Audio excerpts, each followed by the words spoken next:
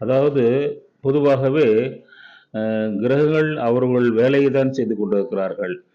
அத்தனை கிரகங்களும் நம்மை சுற்றிதான், பிரபஞ்சத்தை சுற்றிதான் இருக்கின்றன, மூலத்தை சுற்றிதான் இருக்கின்றன என்பது மிகப்பெரிய உண்மை. அப்படிப்பட்ட சூழ்நிலையில் இந்த சனீஸ்வர பகவான் மிகப்பெரிய பலம் வாய்ந்தவர். ஏனென்றால் உச்ச நீதிமன்ற நீதிபதி என்று சொல்லியிருக்கிறேன். அப்பொழுது அவர்களுக்கு எல்லா விதமான சக்திகளையும் பவரையும் கொடுத்திருக்கிறார்கள். அப்பொழுது நிச்சயமாக நீங்கள் எந்த அளவுக்கு தவறு செய்கிறீர்களோ அந்த அளவுக்கு தண்டனை சர்வ நிச்சயமாக உண்டு. அது எவராக இருந்தாலும் சரிதான். அதே போல் எந்த அளவுக்கு நீங்கள் நன்மைகளை செய்திருக்கிறீர்களோ அந்த அளவுக்கு நிச்சயமாக உங்களுக்கு நல்ல பலன்களை வாரி வழங்குவார் என்பது ஐயமே கிடையாது.